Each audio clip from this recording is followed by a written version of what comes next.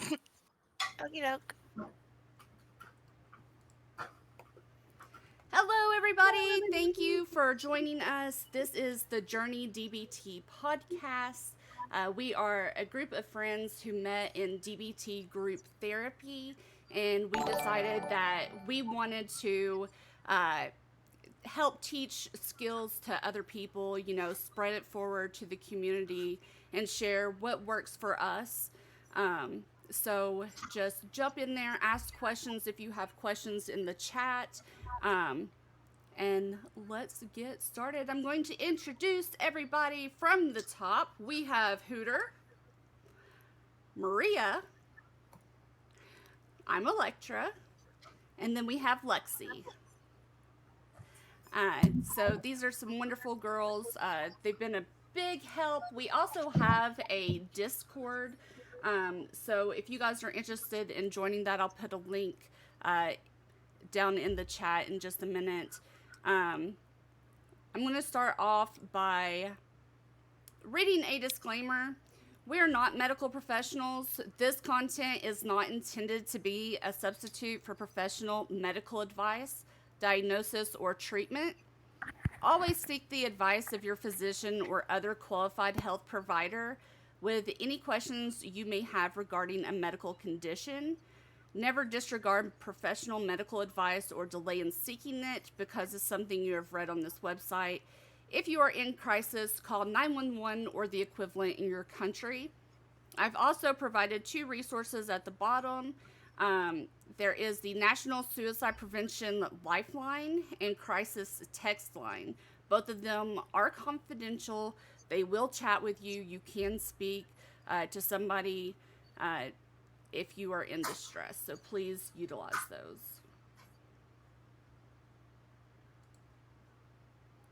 Okay, and we'll start at the top with Whooter. Whooter, do you want to tell us what DBT is? Yeah, sure. DBT is dialectical behavioral therapy. It's a type of cognitive behavior therapy. I guess in uh, layman's terms, it's just, talk therapy. Its main goals are to teach people how to live in the moment, develop healthy ways of coping with stress, regulate their emotions, and improve their relationships with others. Which, I mean, all those things are pretty much broken down into four different modules that the DBT covers. And it was originally intended to treat borderline personality disorder, but it's been adapted to treat a whole slew of other mental conditions. Anyone with difficulties with emotion regulation and exhibiting self destructive behaviors, eating disorders, just substance use. This therapy is also sometimes used to treat things like PTSD. But I mean, even if you don't have a mental health condition, DBT is great for learning how to, be more in touch with your own emotions and how to control your own emotions. Awesome. Uh, DBT, it's really good. It was something that was recommended by my therapist. And then I got into the group therapy, which was at the beginning of COVID. So it was on Zoom, which really made it easier for me to be able to attend a group.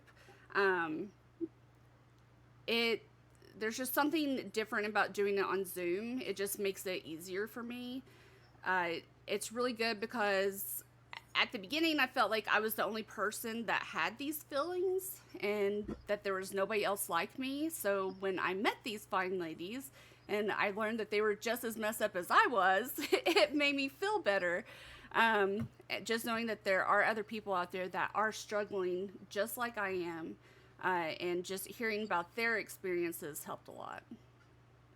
I think a really big thing since the COVID happened, uh, more offices are opening Zoom therapy, and it means that people who are too anxious to even go into therapy are able to actually participate in it a lot. And one thing I didn't even think about, my therapist isn't trained in DBT, so it's been interesting switching from a therapist who had it. But a lot of times, even if your therapist doesn't recommend it, it might be because they don't know about DBT, they might not be trained in it, or some people they won't be recommended to a group yet because if they're not willing to step out into the DBT world, they aren't going to be able to capitalize on the skills, which like I was kind of surprised on that because we have met people in the Discord, who might not be ready for DBT yet because they're not willing to help themselves. Yeah. And there are some if you don't have insurance, there are Facebook groups that do DBT therapy. You can come to our podcast. There are resources out there for you. We do have links and resources in our Discord. If somebody could get that invite, and well, I'll have to do it. Maria, do you want to read what is mindfulness? Sure. Mindfulness is a mental state achieved by focusing one's awareness on the present moment while calmly acknowledging and accepting one's feelings, thoughts, and bodily sensations, used as a therapeutic technique. Mindfulness is pretty much the base of DBT. It's the first thing that you learn with DBT is how to be mindful. And I'm out of practice here. I'm sorry. You're fine. We had a long It's been break. a couple of weeks. You were fine. Okay, so I've got that link down in the chat. Just click on it and join our Discord. Uh, we've got a lot of great resources and a lot of great people that can, point you in the right direction. Mindfulness is just being present in the moment. So, like when you're washing dishes, you're washing the dishes and concentrating on washing the dishes instead of your mind going in 100 different directions. Uh, Also, like when you're eating, instead of just stuffing your face and gulping down a drink, you're thinking about the taste, the smell, where'd your food come from, being grateful for that food. Um, Things like that, and just taking time to enjoy your food instead of, just mindlessly eating in front of the TV. The same thing with drinking. Just when you're with other people, you are present with them instead of and paying attention to them instead of your mind just wandering. And that's something that I've really appreciated with developing more friendships. Being mindful, like my mind can be in a thousand different places. I'll still try to, talk and pay attention, but to set all of that noise aside and really focus on what another person is saying, it really helps your friendships tremendously. And you get to know a Yes, person a lot better by focusing on them. absolutely. What is wise mind? Wise mind is a state of mind in the middle of both logical and emotional mind. In wise mind, we are aware of our feelings and we decide how to act in a way to honor our feelings and goals. In wise mind, if we are angered, we would acknowledge our feelings and act in a way that would not create negative consequences for ourselves. So, rational mind would be like Sheldon Cooper from Big Bang Theory, um, just being very logical, rational, no emotions involved. Emotional mind is me 24/7, just uh, uses only emotions to make decisions, reactive, uh, just thinking's difficult, just hauling off and sending texts and tweets without thinking about them is my way of thinking about emotional mind. Wise mind is in the middle of those, and it's intuitive thinking, arrangement and balance between rational and emotion mind, and living mindfully.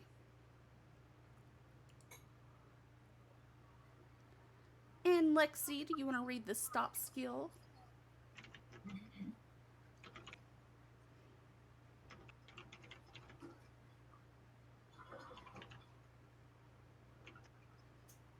Oh no, Lexi, I lost your voice.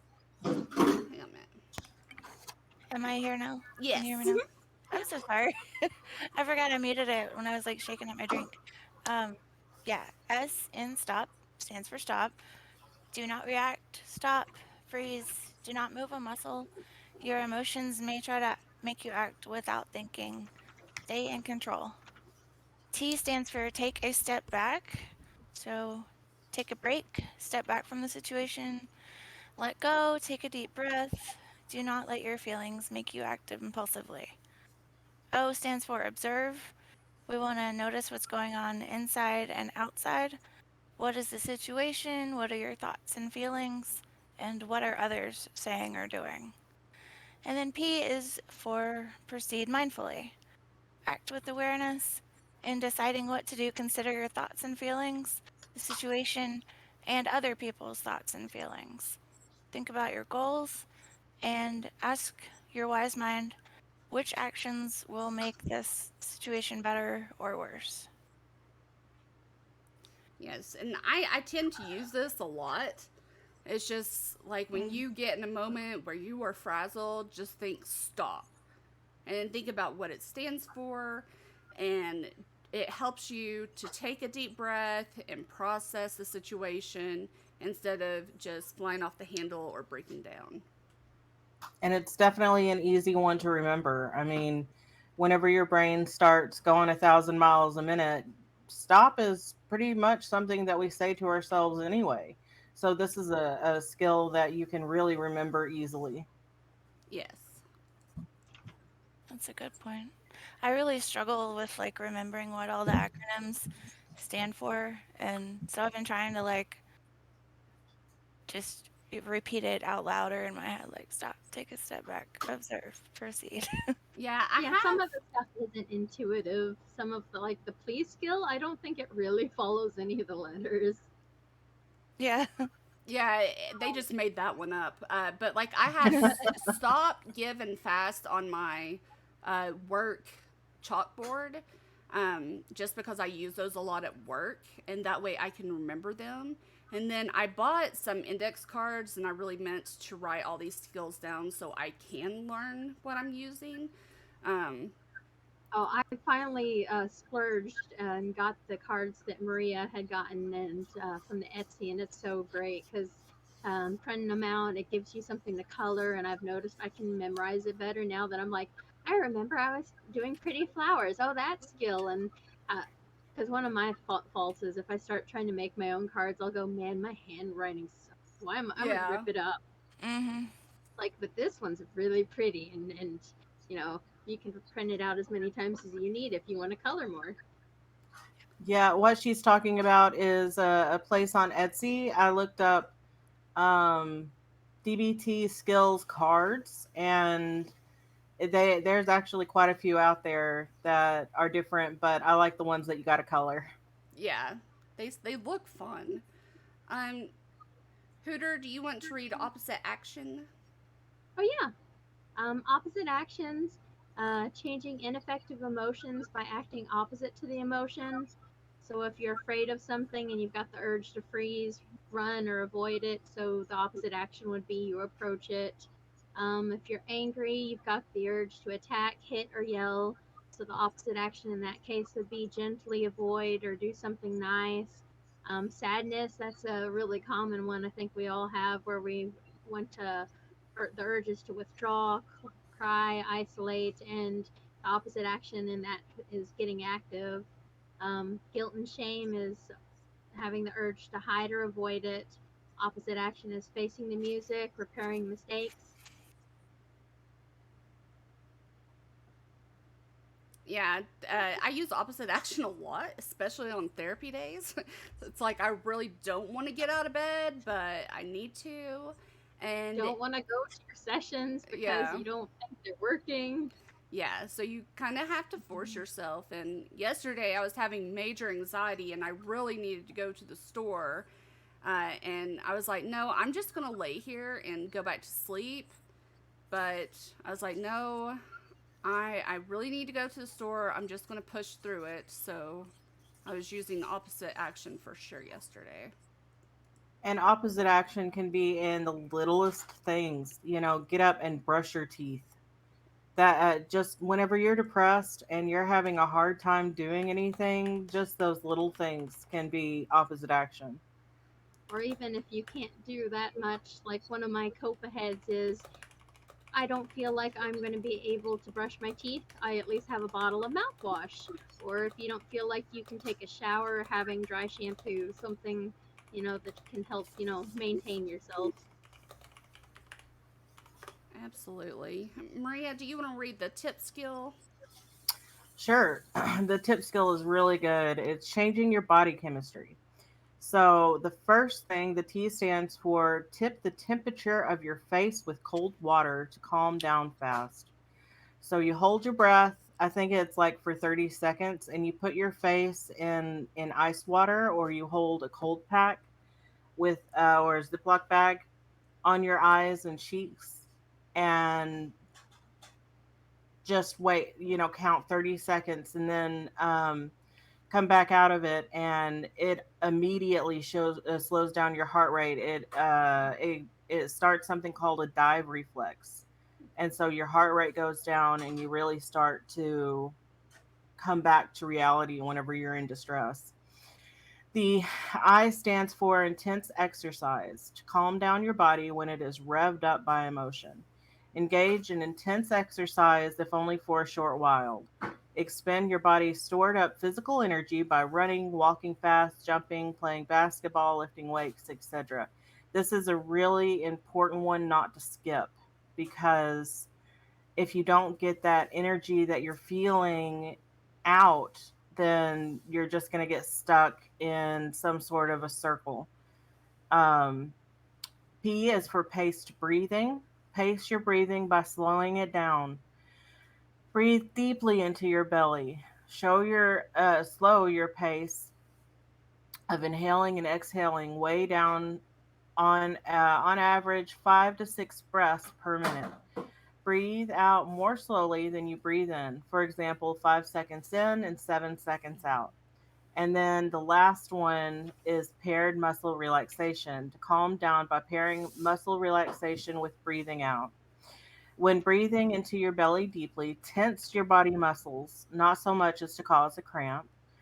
Notice the tension in your body. And while breathing out, say the word relax in your mind, and then let go of that tension.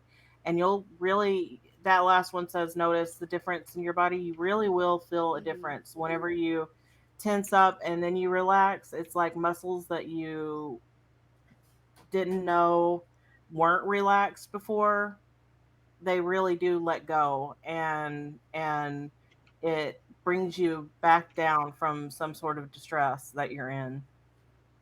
Yeah, it really works. And you have to do all of it, like she said, or you're just going to get in a circle. Also, something that I've been doing when I take a shower, especially if I'm really anxious about going somewhere, at the end of my shower, I'll put it on cold and I'll start doing this in the shower. Like, I'll put my face in the cold water, and it seems like it just makes you instantly awake and jolts you out of that panic. It's funny, while you were talking about the paced breathing, I was like literally doing that.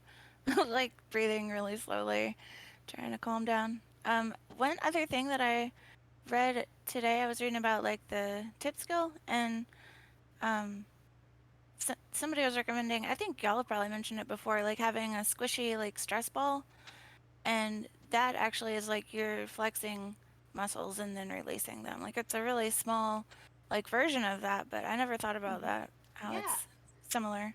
I used to have one on my I don't know where desk. mine is, so I have my jacket. Oh, and the other thing I read, sorry, about the tip skill was like for temperature. Say you can't like put your face in some cold water because you're at work or whatever. Apparently, this part of your arm is more more sensitive to temperature. So you could like just get a little bit of water out of your water bottle or go to the bathroom and just run some water here and maybe like on your neck and cool you down. I know when I've been upset, like just splashing water on my face helps. Like, Oh but yeah, I that's need to why they like, usually you check a baby's bottle right there, so that would make sense being oh, sensitive. I never thought about that. No, I hadn't either. Makes sense. So let me see here. Hooter, do you want to recheck the facts? Do that, yes. That actually is one my therapist has been having me work on. With checking the facts, many emotions and actions are set up by our thoughts and our interpretations of events, not by the events themselves. So in that case, it's the event, thoughts, and emotions. Our emotions can also have a big effect on our thoughts and events. So I guess you want it to be events, emotion, thought. By examining our thoughts and checking the facts, that can help us change our emotions. How to check the facts? You ask, what is the emotion I want to change? And then you ask, the second part is ask, what is the event prompting my emotions? You describe the facts that you're observing through your senses, challenge judgments, absolutes, and black and white descriptions. So then the third step is ask yourself, what are my interpretations, thoughts, and assumptions about the event? Think of other possible interpretations.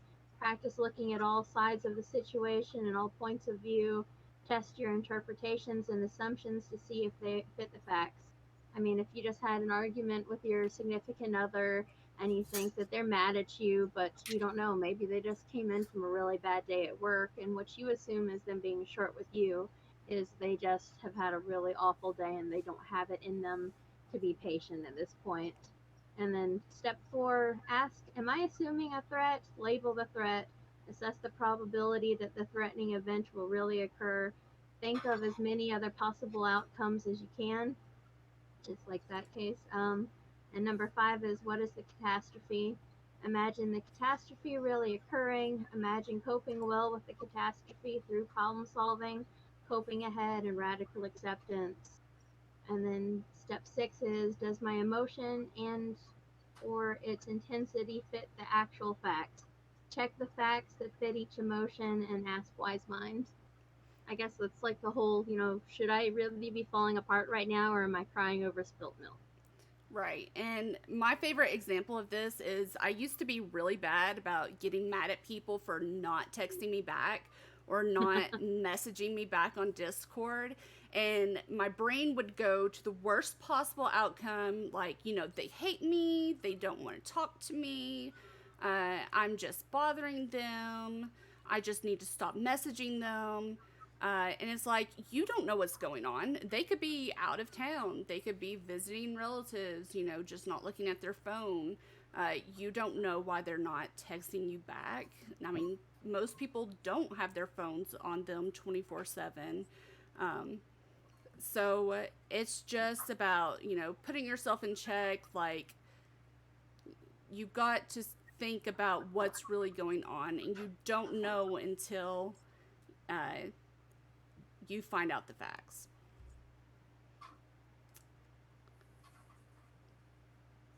I Uh, think that's let's harder see. parts about technologies these days, because sometimes we'll go, they read the message, that means that they read it, they're ignoring me on purpose, and it's like, no, that's not the case. Technology is totally screwing us over mentally.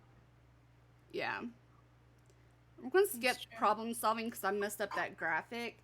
Um, but Maria, do you actually? I think I skipped myself somewhere. I'll read this one since it's a lot.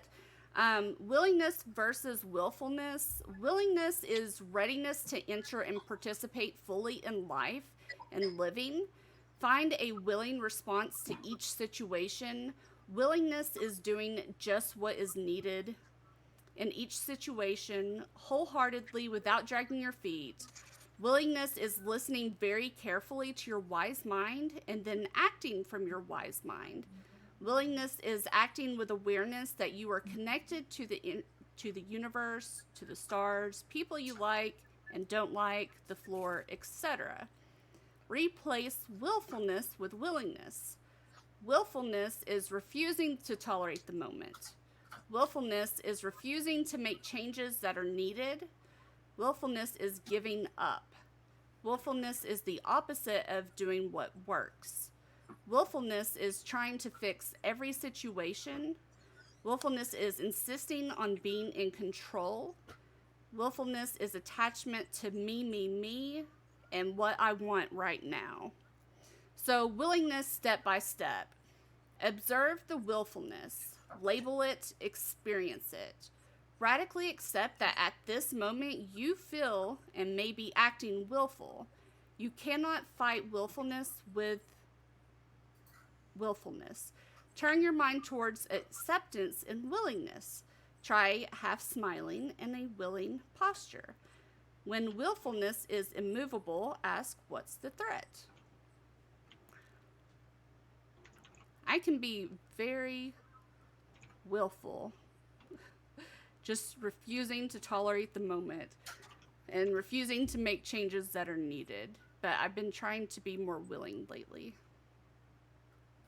I never thought of myself as like a really willful person, like I'm pretty passive or whatever. But reading this and hearing you say it, like it made me realize, no, I am totally willful. Like I am not tolerating the moment a lot of the times. I'm refusing to make the changes that I need to feel better, and I give up sometimes for a while. So, yeah, I definitely need to work on this. Yeah, absolutely. None of us are perfect. Um, None of us are perfect, and we're not perfect 100% of the time, which that's yeah, always one, like the radical acceptance that you can be, it's okay to be not okay. absolutely. And it is. And I mean, the reason that we had such a long break is because I ended up going to the hospital um, and having a 10-day stay, which I'll probably end up making a blog post about it, I'm sure, and talking about it more in a different stream. But, we're not perfect. We are human. And sometimes we need help. And it's important that you seek help when you need it. Um, I definitely got in a place that was very dark and um, just nothing was working. So I had to go away for a little bit. And it helped. And I'm starting to change things in my life. And it's just all it's important to just keep moving forward and just knowing that you are going to make mistakes and that's okay. You just got to get back up and get back on it. Who is going to read Accumulate Positive Emotions? Oh, I think it was me. Um, Short term, do pleasant things that are possible now, and long term, make changes in your life so that positive events will happen more often in the future. Build a life worth living. One of the things that's suggested is do one thing each day from the pleasant events list, which, well, in the book, we have a DBT book.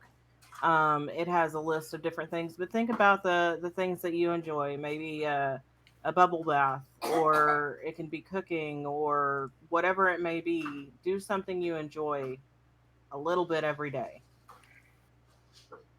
I Yeah, found that when I looked at that list, there were a lot of things that I wouldn't have thought of. So I would recommend maybe like Googling, um, what'd you say, positive events list or ideas pleasant. or something, and just seeing like what ideas are out there because there might be something that might surprise you that you didn't think of. Yeah, it's about setting yourself up for success. So when you're setting goals, you want to set attainable goals, something that you know that you can actually accomplish.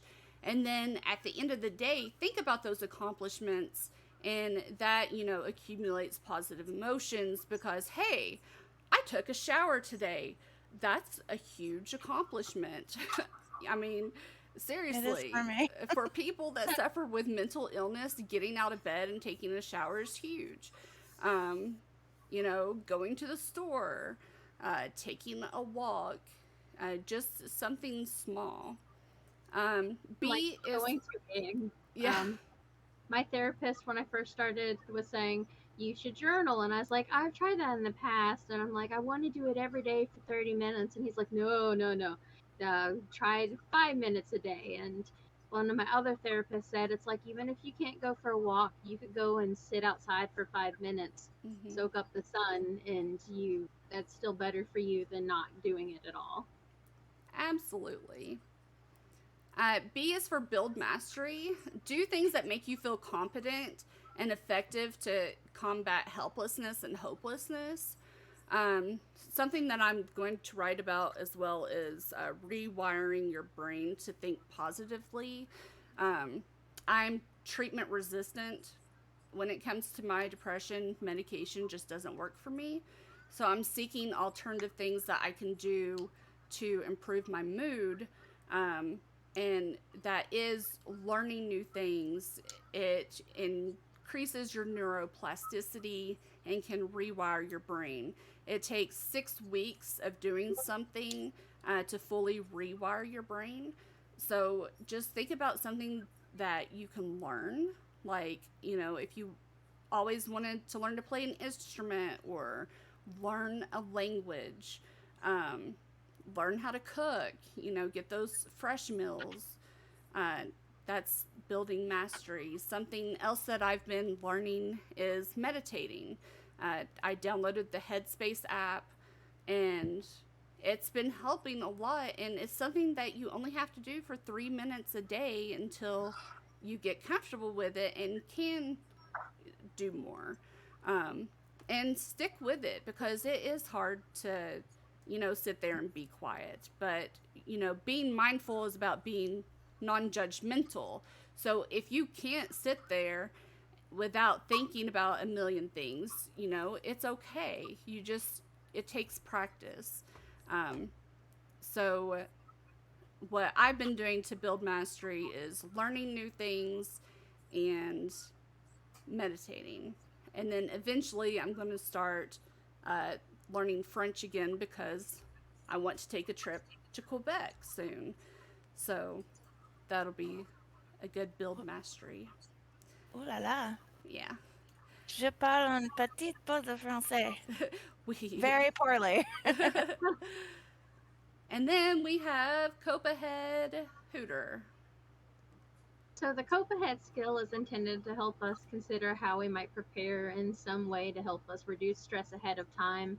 I've known in the past I used to do something similar in the negative way where you do the what if this bad event happens? Oh my gosh, I'm going to end up having an anxiety attack.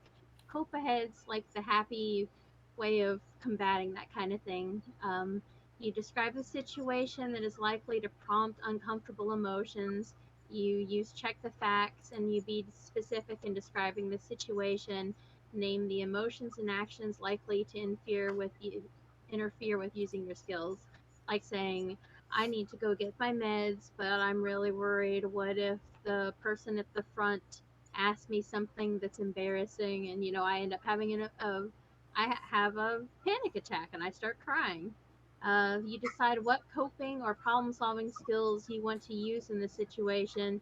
Be specific. Write out in detail how you'll cope with the situation and with your emotions and actions and urges.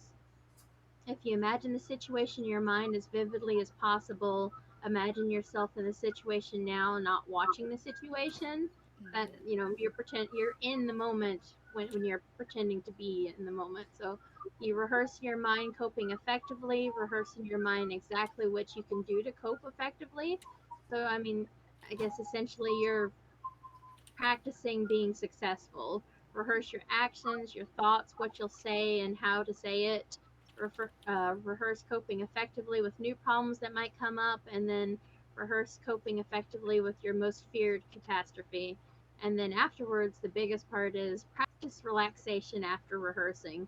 Because if you don't come down from, that anxious moment, you're still going to be anxious and it won't actually help you when you finally reach that actual moment where you do the thing. I guess Absolutely. for a lot of us, I've always had that after. It's like, man, I wish I could have said this to her. If I had been, if I had thought it out more, I could have had this come back, and combat what they said to me. And I mean, it's weird to try and imagine scenarios, but it really is helpful because when you get really anxious in the moment, you're like, I don't remember what to say. But if you have been rehearsing this, you're like, this line's it's still in your mind. Yeah, it definitely helps. And Lexi, do you want to read, please? Sure. So please is taking care of your mind by taking care of your body. Um, so P is for physical illness. Um, Traditionally, the L is like for that too. I like to think of the L in please as like lather up or like laundry, like just take care of like your hygiene and maybe put on a fresh shirt, like stuff like that. So that's just another version though. And then the E is for eating, eating in a balanced way. A is for altering, mood altering substances. We want to stay away from that. S is for sleep, getting balanced sleep. And E is for exercise. I need to do a lot of this, but at least it's better than it was. So progress, not perfection, right? Yes, we do. We were talking about setting up a time for all of us to exercise at the same time to kind of help each other or to go walking together. And I think that would help because it is hard to exercise when you're used to being sedentary. And exercise is very related to your mental health. If you are just sitting around all the time, then you're not getting those dopamine and endorphins going. Uh, so, exercise can improve your mental health. It's just actually getting up and doing it. Like with everything, just start small and do it for 3 minutes a day and then just increase. And it's something that I struggle with. So I definitely need to get there, and that is part of rewiring your brain and increasing neuroplasticity is exercising. Um, because when you're depressed, your brain it like shrinks, and you don't have good cognitive thinking. So if you exercise, it helps that to grow and to get that mind out of that sedentary state. Um, Eating, of course, there's all kinds of meal plans for depression and anxiety that you can look up.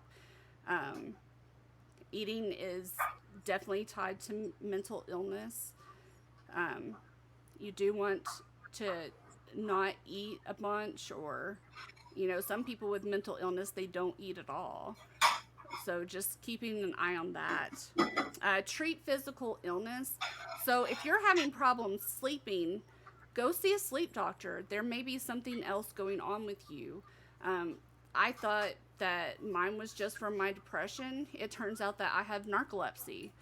Um, so now I'm on medicine for narcolepsy, and that's helped a little bit, and I'm sleeping better now. So make sure to get a full workup of your physical health because not all the times is it mental illness. It could be something physical that needs to be worked out.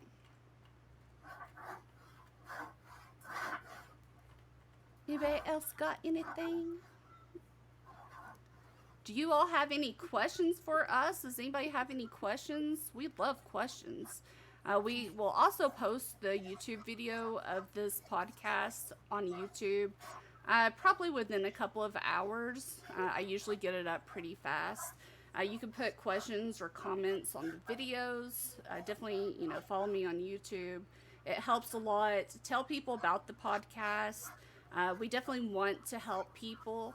So just share it with other people and, just let them know that it's a free resource for them. These skills really do help. And the reason that we go over every skill every time is just, for us as much as it is for you, because going over it repetitively just gets the skills in your mind. For DBT, it's always a big important thing. You might know the skills, but in action during the heat of the moment, you might not be able to act on them. You have to practice it the same way someone would practice an instrument every day. If you don't practice it, then you're not going to be able to pull it out in the spur of the moment. Right. And they do help. They do help decrease stress. I've been using DBT, and it took a while to get into it, honestly. But once I did it for a couple of months, then I started understanding it better and using the skills. And now I use the skills without even knowing I'm using them. So that helps too. There's probably a lot of people out there that, yeah, are already using some of these skills and don't recognize it. I'm really interested in this whole like neuroplasticity thing too, and I want to learn more about it and try to like actually apply it because it makes a lot of sense. And um, when you were talking about it, I thought about like I don't know. Trying to think what I'm trying to say. When we practice something over and over, or repeat an action over and over, or even just a kind of thought over and over, it just makes those pathways even stronger. So, like, the more that I, participate in bad habits or beat myself up internally or whatever it is, the more my brain just goes to that as the default. So, I really need to like pull myself out of that. And so, yeah, I don't know. My point is just thank you guys for having this and being my friend because I really need you. Oh, well, I need all of you.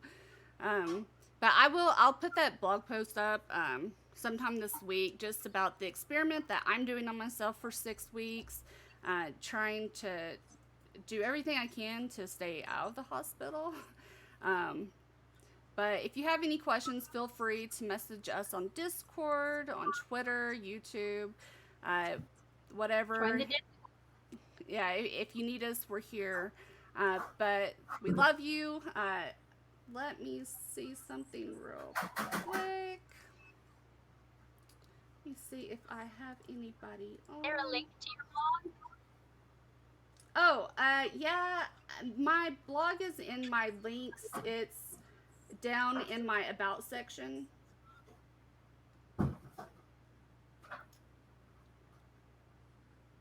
Let's see here.